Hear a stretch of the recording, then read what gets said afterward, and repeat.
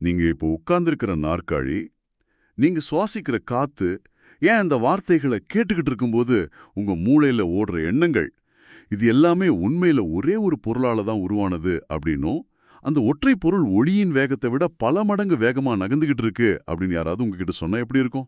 நிச்சயமா அது ஏதோ ஒரு சயின்ஸ் ஃபிக்ஷன் படத்தோட கதை மாதிரி தான் தோணும். ஆனா உண்மையை சொல்ல போனா பிரபஞ்சத்தோட ஆழமான ரகசியங்களை நாம உற்று நோக்கும்போது இந்த யதார்த்தம் அப்படிங்கிறது நாம கற்பனை பண்றதை விட ரொம்பவே விசித்திரமானது. ஆமா, ரொம்பவே விசித்திரமானது தான். இன்னைக்கு நாம பார்க்க போற விஷயமும் உங்களோட அன்றாட யதார்த்தத்தையே முற்றிலுமா புரட்டி போட போகுது. அதனால தான் இன்னைக்கு இவான் ஆன்டிக் எழுதிய தி பிசிக்ஸ் ஆஃப் கான்ஷியஸ்னஸ் அப்படிங்கிற புத்தகத்தோட மிக முக்கியமான சில தரவுகளை ஆழமா அலச போறோம். நவீன குவாண்டம் இயற்பியலும் பல ஆயிரம் வருஷங்களுக்கு முந்தைய பழமையான சாங்கியம் மாதிரியான தொன்மையான தத்துவங்களும் பிரபஞ்சத்தோட கட்டமைப்பை பத்தி அடிப்படையில ஒரே வரைபடத்தை தான் காட்டுதா அப்படிங்கிற மிகப்பெரிய கேள்வியை இந்த புத்தகம் முன்வைக்குது. குவாண்டம் இயற்பியல்ல இன்னைக்கு விஞ்ஞானிகள் ரொம்ப வியப்போட பேசுற குவாண்டம் களம், அதாவது குவாண்டம் ஃபீல்ட் அப்படிங்கிற கருத்தாக்கத்தை பல ஆயிரம் வருஷங்களுக்கு முன்னாடியே ஆகாஷா அல்லது ஈத்தர் அப்படின்னு நம்ம முன்னோர்கள் ரொம்ப தெளிவா சொல்லியிருக்காங்க. அட அப்படியா? ஆமா, இது ரெண்டும் அடிப்படையில ஒண்ணுதான் அப்படிங்கறத ஈவான் ஆன்டிக் தம் புத்தகத்துல ரொம்ப ஆழமா நிறுவுறாரு. அதாவது வெற்றிடம் அப்படின்னு நம்ம நினைக்கிற ஒண்ணு உண்மையில எல்லையற்ற ஆற்றலும் தகவல்களும் பொதிந்துள்ள ஒரு களம். ஓ, அப்படியென்றால் இந்த பிரபஞ்சம் எப்படி உருவானது அப்படிங்கிற கேள்விக்கு அறிவியலும் ஆன்மீகமும் கொடுக்கிற பதில்கள்ல உள்ள ஒற்றுமையை புரிஞ்சுக்க முதல்ல பருப்பொருள் அல்லது மேட்டர் அப்படிங்கிற ஒரு மாயையை நாம உடைக்கணும் இல்லையா? மிகச்சரி. இவான் ஆன்டிக் இந்த இடத்துல ஒரு மிகப்பெரிய விவாதத்தை தொடங்கி வைக்கிறார். இன்னைக்கு பெரும்பாலான பள்ளிகள்லையும் பல்கலைக்கழகங்கள்லையும் சொல்லித்தரப்படுற பெருவெடிப்பு, அதாவது பிக் பேங் கொள்கையையும் டார்வினின் பரிணாம வளர்ச்சி கொள்கையையும் அவர் கடுமையா விமர்சிக்கிறார். அதாவது இந்த பிரபஞ்சம் ஏதோ தற்செயலா நடந்த ஒரு வெடிப்பிலோ அல்லது உயிரினங்கள் குருட்டுத்தனமான பரிணாம வளர்ச்சியிலோ உருவாகல அப்படின்னு சொல்றாரா? ஆமா, அவர் வைக்கிற வாதம் ரொம்பவே தர்க்க ரீதியானது. ஒரு சின்ன உதாரணம் சொல்றேன். ஒரு மாபெரும் குப்பமேட்டுல பயங்கரமான புயல் வீசுதுன்னு வைங்க. அந்த புயல் தற்செயலா அங்க இருக்கிற உதிரி பாகங்கள் எல்லாம் ஒன்னு சேர்த்து ஒரு முழுமையான போயிங் 747 விமானத்தை உருவாக்கிட முடியுமா? நிச்சயமா முடியாது. அது எப்படி தற்செயலா நடக்கும்? அதான் விஷயமே. அதே போலத்தான் டிஎன்ஏ மாதிரி ரொம்ப சிக்கலான கோடிக்கணக்கான தகவல்களை உள்ள வச்சிருக்க ஒரு நேர்த்தியான உயிரியல் அமைப்பு வெறும் தற்செயலான ரசாயன மோதல்களால உருவாகியிருக்க முடியாதுன்னு அவர் சொல்றார். ஒரு நிமிஷம், இந்த இடத்துல நான் கொஞ்சம் முரண்பட விரும்புறேன். பரிணாமவியல் உயிரியாளர்கள் இதை ஏத்துக்குவாங்களா? ஏன்னா டார்வினோட கொள்கைங்கிறது வெறும் தற்செயல் முதல் கிடையாது. அது இயற்கை தேர்வு, நேச்சுரல் செலக்ஷன். புரியுது. பல கோடி வருஷங்கள்ல சூழலுக்கு சரிப்பட்டு வராதவ அழிஞ்சு போக, தப்பி பழைச்சவன் மட்டும்தான் அடுத்த கட்டத்துக்கு போகுது. இது அவங்க அறிவியல் பூர்வமா முன்வைக்கிறாங்க. நாம இதை புறக்கணிச்சுட்டு எல்லாமே குவாண்டம் களத்தோட மாய வேலைன்னு ஈஸியா சொல்லிட முடியுமா? நீங்க கேக்குறது ரொம்ப சரியான கேள்வி. ஆனா ஆசிரியர் இவான் ஆன்டிக் இயற்கை தேர்வையோ அல்லது உயிரியல் மாற்றங்களையும் முற்றிலுமா மறுக்கல. அந்த இயற்கை தேர்வுக்கு அடியில இருக்க உந்து சக்தி, அதாவது டிரைவ், எங்கிருந்து வருதுன்னு அவர் கேக்குறாரு. ஒரு உயிரினம் தன்னை தகவமைச்சுக்கணும் அப்படிங்கிற அந்த உள்ளுணர்வு எப்படி வெறும் ஜடப்பொருளான ரசாயனங்கள்லேருந்து வரும்? லாஜிக்கான கேள்விதான். குவாண்டம் களம் அப்படிங்கிறது வெறும் சூனியமான வெற்றிடம் கிடையாது. அது எல்லையற்ற சாத்தியக்கூறுகளை கொண்ட ஒரு மிகப்பெரிய உணர்வு நிலை களம், கான்ஷியஸ்னஸ் ஃபீல்டு. அதனாலதான் பிரபஞ்சத்தோட ஒரு மூலையில நடக்கிற மாற்றம் மறு கோடியில் உள்ள துகளோட எந்த காலதாமதமும் இல்லாம உடனுக்குடனே தொடர்பு கொள்ளுது. இத புரிஞ்சுக்க நம்ம அன்றாட வாழ்க்கையில இருந்து ஒரு உதாரணம் சொல்றேன். தன்னுடைய குழந்தை எங்கோ ஆயிரக்கணக்கான மைல்களுக்கு அப்பால் ஏதோ ஒரு வழியில துடிக்கும்போது ஒரு தாய்க்கு எப்படி உள்ளுணர்வு மூலமா அது உடனே தெரியுது? ஆமா, அந்த தாயோட மனம் பதபதக்கும்னு சொல்லுவாங்களே. கரெக்ட். இது எப்படி நடக்குது? இது மனித டிஎன்ஏகளுக்கும் இடையேயும் பிரபஞ்சத்தோட குவாண்டம் களத்துக்கும் இடையே உள்ள ஸ்பேஸ் அண்ட் டைம், அதாவது காலமும் வெளியும், அதை தாண்டிய ஒரு நான் லோக்கல் தொடர்பால தான் சாத்தியமாகுதுன்னு ஆசிரியர் சொல்றார். சற்று பொறுங்க, இத கேட்க ரொம்ப சுவாரஸ்யமா இருந்தாலும் அறிவியல் மனப்பான்மை கொண்டவங்க இத கன்ஃபர்மேஷன் பயாஸ் அப்படின்னு தானே சொல்லுவாங்க. கன்ஃபர்மேஷன் பயாஸ்னா அதாவது ஒரு தாய் தன் குழந்தைய பத்தி தினமும் 100 தடவை கவலைப்படுவா. அதுல 99 தடவை எதுவும் நடந்திருக்காது. ஆனா எப்பவாவது ஒரு முறை அவ கவலைப்படும் போது குழந்தைக்கு அடிபட்டிருந்தா அத மட்டும் ஞாபகம் வச்சுக்கிட்டு எனக்கு உள்ளுணர்வு வேலை செஞ்சது அப்படின்னு சொல்லுவாங்க. குவாண்டம் இயற்பியல் எப்படி இத அறிவியல் பூர்வமா நிரூபிக்குது? ரொம்ப அருமையான வாதம். மேலோட்டமா பார்த்தா இது ஒரு தற்செயல் போலவோ அல்லது மனித மனதோட பிரமை போலவோ தான் தோணும். ஆனா நம்ம உடம்புல இருக்கிற டிஎன்ஏ மூலக்கூறுகள் வெறும் உயிரியல் செல்கள் மட்டும் கிடையாது. வேற என்னவா செயல்படுது? அவை குவாண்டம் ஆண்டனாக்களா செயல்படுது அப்படின்னு பல புதிய ஆய்வுகள் சுட்டிக்காட்டுது.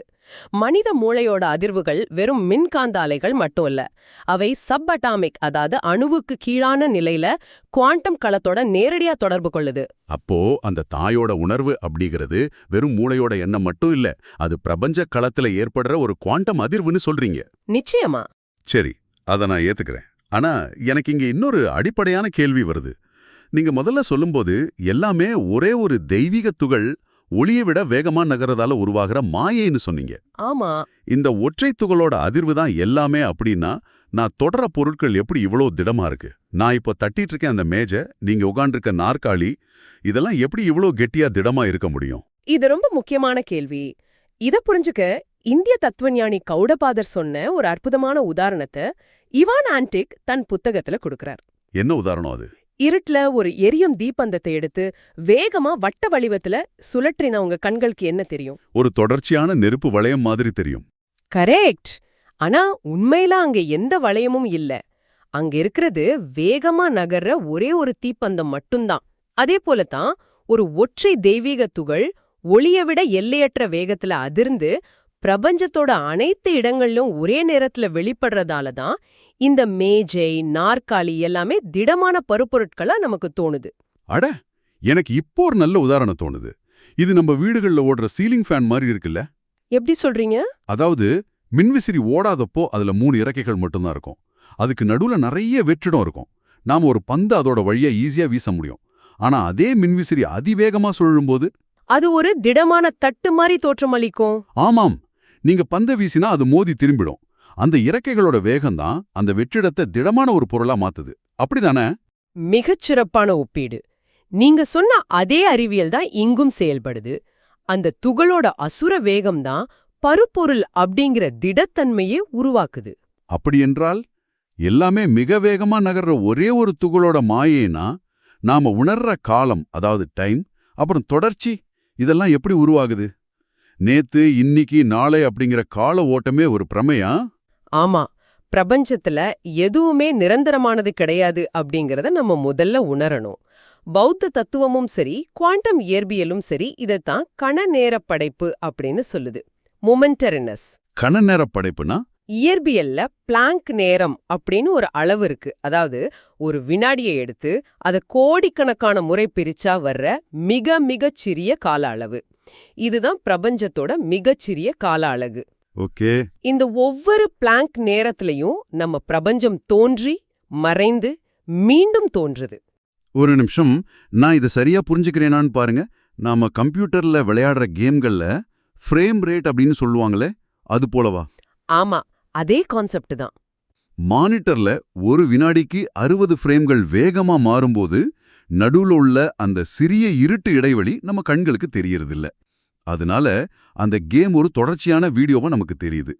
ஆனா உண்மையில ஒவ்வொரு படத்துக்கும் நடுவுல ஒரு சின்ன இடைவெளி இருக்கு. கரெக்ட். நம்ம பிரபஞ்சத்தோட ரீஃப்ரெஷ் ரேட் மிக மிக வேகமா இருக்கிறதால அந்த இடைவெளிகளை நம்ம மூளையால உணர முடியலையா? மிக துல்லியமா பிடிச்சிட்டீங்க. அந்த ஒவ்வொரு கணத்துக்கும் இடையே ஒரு மிக மிக சிறிய இடைவெளி இருக்கு. அந்த இடைவெளியில தான் முழுமையான தெய்வீக பேரறிவு, அதாவது டிவைன் ஆப்சல்யூட் ஒளிஞ்சிருக்குன்னு ஆசிரியர் சொல்றார். வாவ்!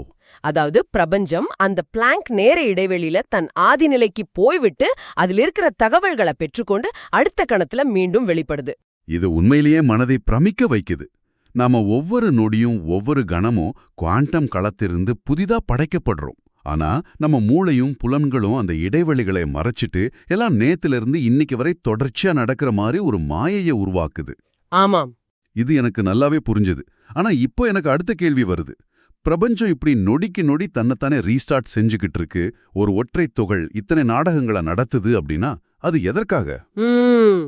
இந்த தெய்வீக உணர்வு ஏன் கனிமங்கள்ல தொடங்கி தாவரங்கள், விலங்குகள் அப்படின்னு மனிதர்கள் வரை இத்தனை வடிவங்கள்ல பரிணமிக்கணும்? இதோட நோக்கம்தான் என்ன? இந்த இடத்துல தான் உணர்வின் பரிணாமம் அப்படிங்கிற மிக ஆழமான தளத்துக்கு நம்ம போறோம். இவான் ஆன்டிக் ஏஞ்சலியஸ் சிலேஷியஸ் அப்படிங்கிறவரோட ஒரு பிரசித்தி பெற்ற மேற்கோளை குறிப்பிடுகிறார். என்ன மேற்கோள் அது? கடவுள் கனிமங்களில் உறங்குகிறார், தாவரங்களில் விழிக்கிறார், விலங்குகளில் நடக்கிறார், மனிதனில் சிந்திக்கிறார். ரொம்ப அழகான வரிகள். ஆனா இத கொஞ்சம் விரிவா பாப்போம். கனிமங்கள்ல உறங்குகிறார் அப்படின்னா வெறும் பாறைகளாகவோ அல்லது மணலாகவோ இருக்கும்போது உணர்வு அங்க எப்படி இருக்கு? பாறைகள்லயும் கனிமங்கள்லயும் உணர்வு மிக மந்தமான இருப்பு, அதாவது எக்ஸிஸ்டன்ஸ் அப்படிங்கிற நிலையில மட்டுமே இருக்கு. ஆனா இந்த ஜட பொருட்கள்ல இருந்து உயிரோட்டமான அடுத்த நிலைக்கு போக பிரபஞ்சம் ஒரு அற்புதமான ஊடகத்தை பயன்படுத்துது. அது என்ன ஊடகம்? அதுதான் தண்ணீர். தண்ணீரா? ஆமா, தண்ணீர் அப்படிங்கிறது சாதாரண H2O மூலக்கூறு மட்டும் கிடையாது. அதோட ஹைட்ரஜன் பிணைப்புகள் ரொம்ப விசித்திரமான ஒரு கட்டமைப்பை கொண்டது. அவை குவாண்டம் தகவல்களை தேக்கி வைக்கும் ஒரு மெமரி பேங்க் அல்லது ஒரு ஹார்ட் டிஸ்க் மாதிரி செயல்படுது. அட, அப்படியா? பிரபஞ்ச களத்துல உள்ள தகவல்களை பௌதிக உலகிற்குள் கொண்டு வர்ற ஒரு பாலம் மாதிரி தண்ணீர் செயல்படுது. அதாவது தண்ணீர் மூலமா அந்த தகவல்கள் அடுத்த கட்ட உயிரினங்களுக்கு கடத்தப்படுதுன்னு சொல்றீங்க. ஓகே. அதுக்கப்புறம் தாவரங்கள். தாவரங்கள்ல உணர்வு விழித்தெழுகிறது. அங்கதான் அறிவார்ந்த வடிவமைப்பு, அதாவது இன்டெலிஜென்ட் டிசைன் செயல்படுதுன்னு புத்தகத்துல சொல்லப்பட்டிருக்குன்னு நினைக்கிறேன். ஆமா. ஆனா தாவரங்கள்ல என்ன அறிவார்ந்த வடிவமைப்பு இருக்கு? அதுக்கு அந்த மேப்பிள் மரத்தோட விதைய நாம ஒரு சிறந்த உதாரணமா சொல்லலாம். நீங்க மேப்பிள் விதைய உற்று கவனிச்சிருந்தா தெரியும், அது மரத்துல இருந்து காத்துல விழும்போது அப்படியே நேரா கீழே விழாது. ஆமா, அது ஒரு ஹெலிகாப்டர் விசிறி மாதிரி சுழன்றுகிட்டே பறந்து போய் ரொம்ப தூரத்துல விழும். அதானே? சரியா சொன்னீங்க. அதோட ஏரோடைனாமிக் வடிவமைப்பு அப்படிப்பட்டது. இது எப்படி சாத்தியம்? மரத்துக்கு ஏரோடைனமிக்ஸ் தெரியுமா? ஒரு நிமிஷம். மறுபடியும் பரிணாமவியலாளர்கள் என்ன சொல்வாங்கன்னா, லட்சக்கணக்கான வருஷங்கள்ல பலவிதமான விதைகளை மரம் உருவாக்கி இருக்கும். அதுல நேரா கீழே விழுந்த விதைகள் எல்லாம் சரியா முளைக்காம அழிஞ்சிருக்கும். சுழன்று பறந்த விதைகள் மட்டும் பிழைச்சு வளர்ந்திருக்கும். இது சர்வைவல் ஆஃப் த ஃபிட்டஸ்ட். இதுக்கு ஏன் நாம குவாண்டம் களத்தை இழுக்கணும்? பரிணாமவியலாளர்கள் சொல்றது ஒரு வகையில உண்மைதான். ஆனா அது முழுமையான சித்திரம் கிடையாது. எப்படி சொல்றீங்க? அந்த ஏரோடைனாமிக் வடிவமைப்புக்கான மூலத்திட்டம் எங்கிருந்து வந்தது? பல லட்சம் வருஷங்கள் ட்ரையல் அண்ட் எரர் முறையில ஒரு மரம் விதைய உருவாக்குறதுக்கு முன்னாடியே அதற்கான கான்செப்ட் பிரபஞ்ச தகவல் களத்துல ஏற்கனவே பதிவாகி இருக்குன்னு ஆசிரியர் சொல்றார். ஓ, அதாவது ப்ளூ பிரிண்ட் ஏற்கனவே இருக்குன்றீங்களா? ஆமா. அந்த மரம் தன் சந்ததிய வெகு தொலைவுக்கு பரப்பணும் அப்படிங்கிற ஒரு நோக்கம் அதோட பின்னாடி செயல்படுது. அந்த உள்ளுணர்வு குவாண்டம் களத்திலிருந்து டவுன்லோட் செய்யப்படுது. அது வெறும் தற்செயல் கிடையாது. புரியுது. அதாவது கட்டடம் கட்டுறதுக்கு முன்னாடி எப்படி வரைபடம் இருக்கோ அதுபோல குவாண்டம் களத்துல அந்த அறிவார்ந்த வடிவமைப்பு ஏற்கனவே இருக்கு. சரி, தாவரங்களுக்கு பிறகு விலங்குகள். விலங்குகள்ல கடவுள் நடக்கிறார். கரெக்ட். ஆனா விலங்குகளோட உலக பார்த்தா அது ரொம்ப கொடூரமானதாச்சே. எப்பவுமே இரைய வேட்டையாடுறதும் அதுகிட்ட இருந்து தப்பிக்கிறதுமா ஒரு ரத்தக்களரியாவே இருக்கே. அன்பு நிரம்பிய ஒரு தெய்வீக துகள் ஏன் இப்படி ஒரு கொடூரமான உணவுச் சங்கிலியை உருவாக்கணும்? அது கொடூரம் கிடையாது, அது ஒரு கட்டாயம். அதாவது கோயஷன் அப்படின்னு சொல்வார். விலங்குகள் வேட்டையாடுதல் மற்றும் உயிர் வாழுதல் மூலமா தான் தங்களோட புலன்களை மிக கூர்மையாக்கிக் கொள்ளுது.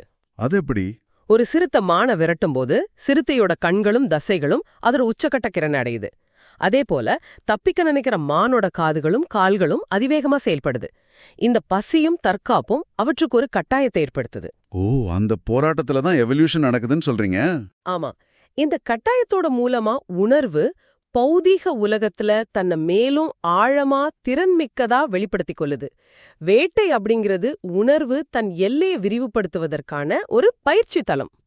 அட, அப்படி என்றால் கனிமங்கள்ல தொடங்கி தாவரங்கள் வழியா விலங்குகளோட போராட்டம் வரை எல்லாமே உணர்வு தன் புலன்களை கூர்மையாக்குற ஒரு பயணம். இது மிக தெளிவா புரியுது. சந்தோஷம். ஆனா இங்கதான் என் மிகப்பெரிய சந்தேகம் வருது. மனிதர்களுக்கு ஏன் இத்தனை உணர்ச்சி கொந்தளிப்புகள்? விலங்குகள் பசிச்சா வேட்டையாடும், பயந்தா ஓடும். ஆனா மனிதர்கள் மட்டும்தான் காதல், துரோகம், காவியங்கள், போர்கள், தத்துவங்கள் அப்படின்னு இவ்ளோ சிக்கலானவர்களா இருக்கும். உயிர் வாழ்றதுக்கு இவ்ளோ நாடகங்கள் தேவையே இல்லையே. இதற்கான விடைதான் மனித மனத்தோட மாபெரும் ரகசியம். விலங்குகளுக்கு விழிப்புணர்வு இருக்கு, ஆனா அவற்றுக்கு நான் அப்படிங்கிற அகங்காரம் இல்லை. ஈகோ இல்ல. கரெக்ட். ஒரு மான்தான் முந்தே நாள் தப்பியதை நினைச்சு அடுத்த நாள் கவலைப்பட்டுக்கிட்டு இருக்காது. ஆனா மனிதர்கள் தான் இந்த பிரபஞ்ச நாடகத்தோட உச்சக்கட்ட படைப்புகள். சுதந்திரமான இச்சை, அதாவது ஃப்ரீ வில் கொடுக்கப்பட்ட முட்டாள்கள் மனிதர்கள் தான் அப்படின்னு இவான் ஆன்டிக் விளையாட்டா குறிப்பிடுறாரு.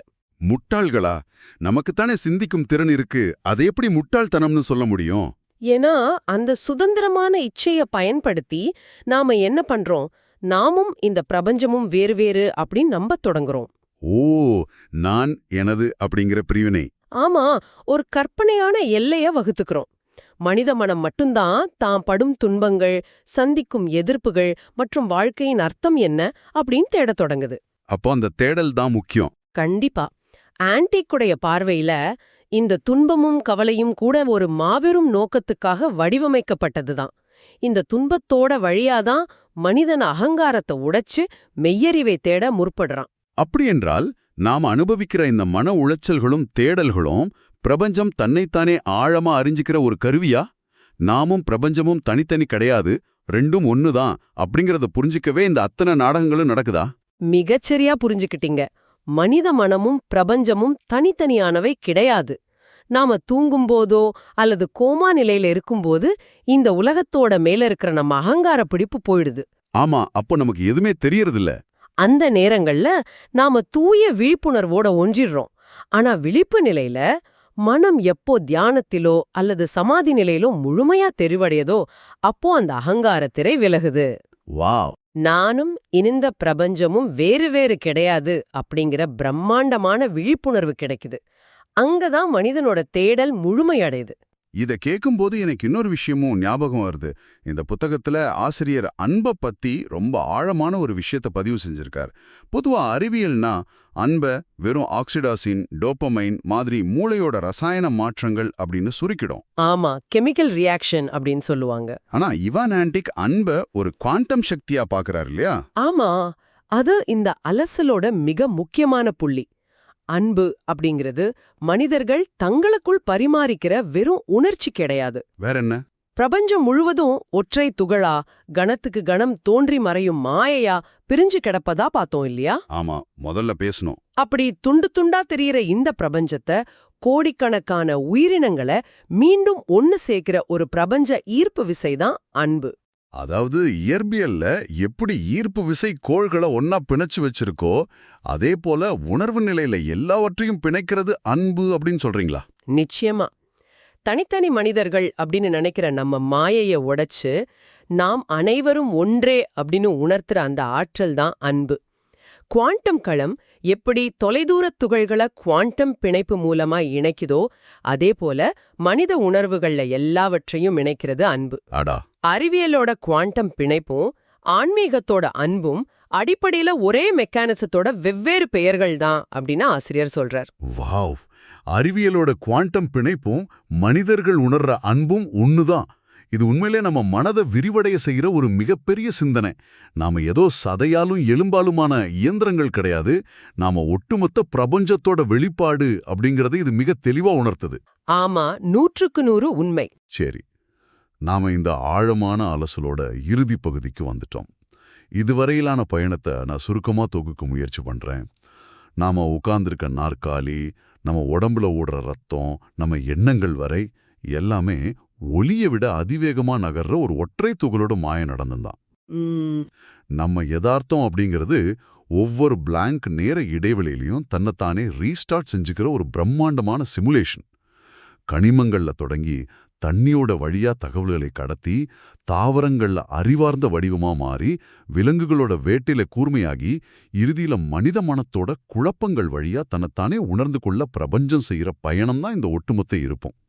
பிரபஞ்சமும் நாமும் வெவ்வேறானவை கிடையாது, அவை இரண்டும் ஒரே நாணயத்தின் இரு பக்கங்கள். சரியா சொல்லிட்டனா? மிக மிக கச்சிதமா தொகுத்துட்டீங்க. பிரபஞ்சத்தோட ஒட்டுமொத்த வரலாற்றையும் சில வரிகள்ல கொண்டு வந்துட்டீங்க. இறுதியா உங்களோட இணைந்து இந்த தகவல்களை கேட்டுக்கிட்டு இருக்கிற அனைவருக்கும் நான் ஒரு சிந்தனைக்கான சவாலான கேள்வியை முன்வைக்க விரும்புறேன். தாராளமா. இதை கேட்டுக்கிட்டு இருக்கிற நீங்க இந்த கேள்வியை கொஞ்சம் ஆழமா கவனிங்க. இன்னைக்கு நாம செயற்கை நுண்ணறிவு, அதாவது AI பத்தி உலகெங்கும் வியந்து பேசுறோம். அது மனிதர்களைப் போலவே சிந்திக்கிறதாவும் கட்டுரை எழுதுறதாவும் ஓவியம் வரைகிறதாவும் ஆச்சரியப்படுறோம். ஆமா, எல்லாமே இப்ப AI தான். ஆனா இவான் ஆன்டிக் கூறுவது போல உணர்வு அப்படிங்கறது வெறுமனே தகவல்களை பகுப்பாய்வு செய்யறதுல இல்ல. அது பல பரிமாணங்களை கடந்து குவாண்டம் களத்திலிருந்து வருது. ஏஐ இயந்திரங்களால பௌதீக தகவல்களை மட்டுமே பல கோடி மடங்கு வேகத்துல ப்ராசஸ் செய்ய முடியும். கரெக்ட். அதுகிட்ட டேட்டா மட்டும்தான் இருக்கு. ஆமா, அவற்றுக்கு உணர்வு அல்லது ஆன்மா அப்படிங்கிற அந்த பிளாங்க் நேர இடைவெளியில உள்ள தெய்வீக பேரறிவோட எந்த தொடர்பும் கிடையாது. ஓ, அப்படியானால் என்னதான் தொழில்நுட்பம் வளர்ந்தாலும் மனிதர்களைப் போல ஏஐ இயந்திரங்களால எப்பவாவது பிரபஞ்சத்தோட உண்மையான அன்பையோ அல்லது ஒரு விஷயத்தோட ஆழமான அர்த்தத்தையோ புரிஞ்சுக்க முடியுமா? அல்லது அவை என்றென்றும் விழிப்புணர்வற்ற வெறும் டேட்டா ப்ராசஸர்கள் மட்டும்தானா? இது மிகப்பெரிய கேள்வி. ஏஐயால ஒரு மனிதனோட முகபாவனைய ஸ்கேன் செஞ்ச அவன் சோகமா இருக்கான்னு டேட்டா வச்சு சொல்ல முடியும். ஆனா அந்த சோகத்தோட வலிய மனிதர்கள் உணர்ற அந்த ஆழமான வெறுமைய அதால உணர முடியுமா? அதுதான் கேள்வி. அந்த ஒற்றை தெய்வீக துகளோட காதல, அந்த பிரபஞ்ச நடனத்தை வெறும் சிலிக்கான் ஷிப்புகளால உணர முடியுமா அப்படிங்கிறது மிகப்பெரிய விவாதத்திற்குரிய விஷயம்தான். இத பத்தி நீங்க என்ன நினைக்கிறீங்க? நிகழ்ச்சியோட தொடக்கத்துல நான் கேட்ட அதே விஷயத்துக்கு இப்ப மீண்டும் வரேன். இப்போ நீங்க உட்கார்ந்திருக்க அந்த நாற்காலிய தொட்டு பாருங்க. நீங்க சுவாசிக்கிற காத்த ஆழமா உள்ளிடுங்க. இவை எல்லாமே உங்களிலிருந்து வேறப்பட்டவை கிடையாது. அந்த நாற்காலி, அந்த காத்து, நீங்க, நான் என எல்லாமே அந்த அதிவேகமான ஒற்றை துகளோட மாபெரும் நாடகத்தின் வெவ்வேறு வேடங்கள் மட்டுமே அப்படிங்கிற இந்த பிரம்மாண்டமான சிந்தனையோட இன்றைய நம்ம ஆழமான அலசல நிறைவு செய்வோம். அடுத்த முறை நீங்க வானத்தை பார்க்கும்போதோ அல்லது ஒரு மரத்தோட இலைய தொடும்போதோ நீங்க உங்களையே தொடுறீங்க அப்படிங்கறத நினைவில் கொள்ளுங்க. சிந்தித்து பாருங்கள்.